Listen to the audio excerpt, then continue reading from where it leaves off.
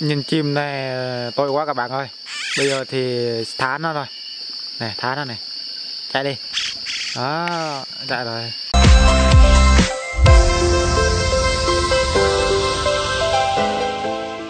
Chào tất cả mọi người nha. Hiện tại thì anh em chúng tôi đang đi soi ếch đêm tối. Đi soi ếch và là ngọ này nè.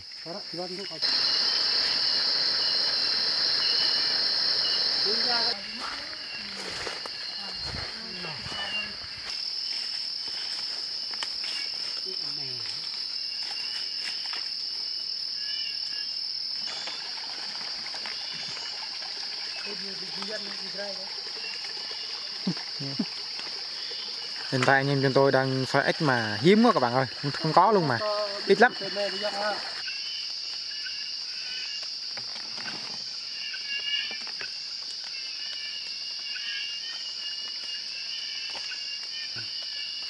Cái này luôn nè, kịch này, đây, đó, con đưa ta cái mò vào. Hello, xin chào tất cả anh em. Đây mình gọi là chiếc tà kênh đó, bởi vì cái đây này, cái chiếc tà kênh này đó người ta gọi là chiếc tà kênh, còn cái đây là chiếc tà có.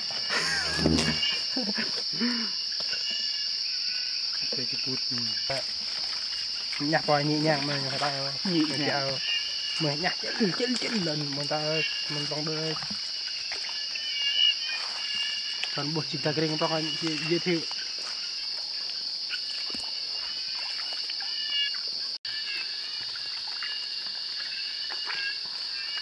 Đây anh em mình thấy một con chim mà Chim vịt này không biết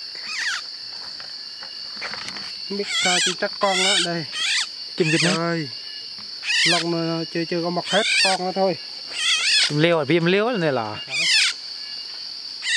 chim leo ở kia con bị búa đây. Nhìn chim này tội quá các bạn ơi. Bây giờ thì thả nó rồi.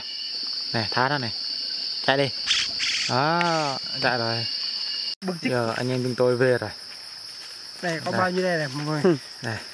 Đây đuôi có ếch rinh cắt này, cua đá này, ếch ngực vàng này, đó, ếch vàng này, chiếc tà kênh này, có chiếc bút nữa, còn ếch gì không biết. Giờ anh em chúng tôi tới nơi rồi. Đây mấy cái thằng lũ nhóc này đi theo đây. Chưa đèn lười lắm. Gọi tàn cãi mic mà. Đó. Tàn cãi mic mà. Đây lửa đây. Kia là làng anh em chúng tôi đây. Chà. Ôi chào các bạn nha, giờ các thông cảm nha. Thật ra hôm nãy trời mưa á, anh em đi bắt nháy đổ tay ướt hết rồi các bạn, tay có cái chân này các bạn. Các bạn thông cảm nha. Giờ anh em tôi tiếp tục lâu lắm rồi, được mấy tháng rồi các bạn, từ mà sinh tồn bữa đó cho tới bây giờ là chưa có ăn cháo lần nào nữa. Bây giờ anh em tôi mới bắt nháy, nhưng mà cái đợt mà bắt nháy á, nó cũng nhiều như đợt trước các bạn, nhỏ ít thằng cua đau các bạn. Giờ anh em tôi sẽ quyết định làm món cháo, tiếp tục món cháo ăn đêm với các bạn nha. Vài đi trong nó nè, bên này nhận gì thôi mất ha, cho lại chưa cái đêm rút này, cho lại này lại này.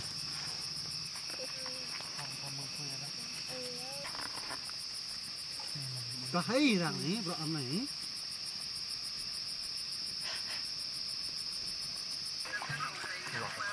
đẹp phóng quả chắc tức là không biết thế nào. Rồi lên ngắm bắt nhé. Đây là cua đá ở trong rừng, hồi nãy đi soi ếch bắt được. Cái cua đá này cũng rất là to. Đây, đó. Đêm cam thời gian. Thấy chưa? Quá to thấy chưa? Đó, đây. Để nướng nó ăn thử. Nghe nói em phết lắm. Nào bên này, số cây. Cái đó bên đây. Đấy, canh tấn chọn thọc cái thằng này. Đây là món ăn này. Cháy cái cam càng nó rồi. Đó, lên một cái con to nhất nha. Để mình lấy cái con to nhất để người ta cũng làm mình ăn. Ở đây đang ở đỉnh núi nha, đỉnh núi hơi cao á, cũng phải cao hơn núi chứ đằng dài, cũng phải 1000 mét nha. Đây xa lắm này.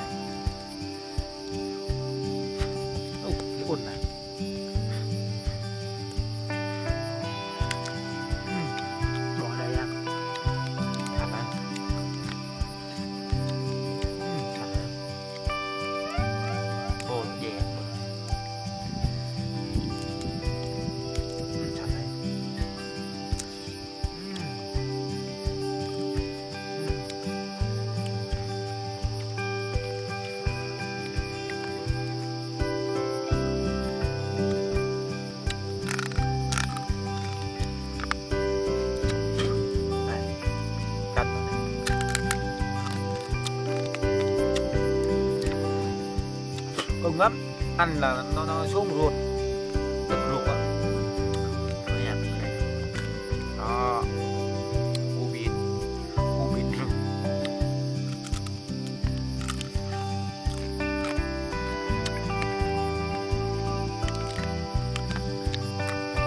Người già thích ăn cua này lắm, họ thích nấu với có thể nấu bằng lá với cà, om lá đó, lá nước đó.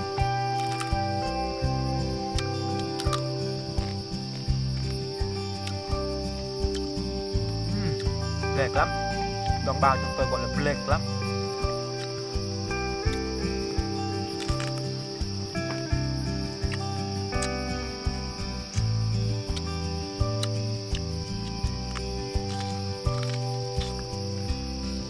Mềm lắm.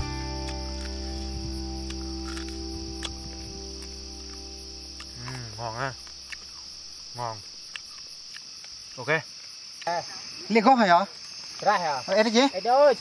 Sau cái nước sôi các bạn, giờ đổ gạo các bạn này. Nước cầm đây anh em để một chén các bạn. Chén gạo.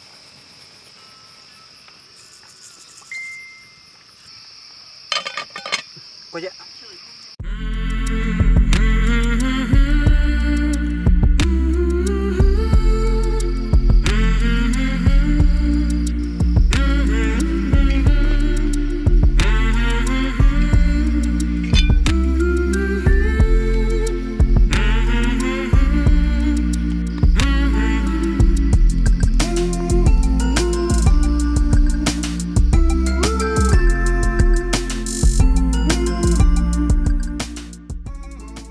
Bây giờ thì món ăn chúng tôi đã xong rồi, thì chúng tôi ăn thôi. Đây Mấy bật nhà thầy mà ra. Đó, gọi tao có hay, gọi sẵn cho gọi nên. Wow, cái gì đẹp quá. Đây, đó. Thà nó đẹp. Ăn thử. Ở đây là cháo ếch rừng nha các bạn. Cháo ếch trong rừng á. Gồm đi nha. Ăn món này mà cũng có rêu đúng là buồn nôn thật. Bé kia mới tình cơ.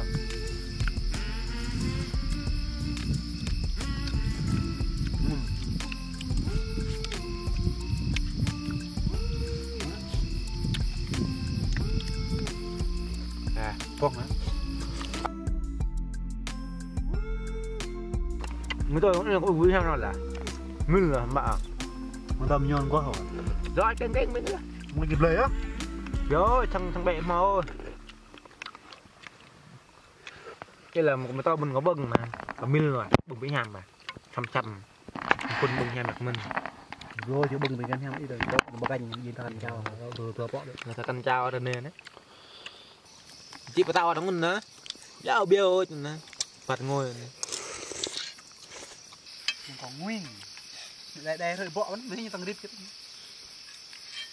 ủa ma cái chênh nhau nó bắt mình mà ê như là phải không phải là nhắm là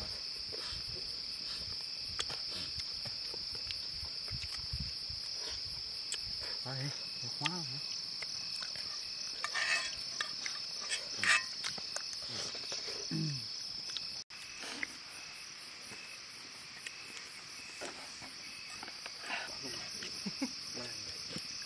Anh tắt như đây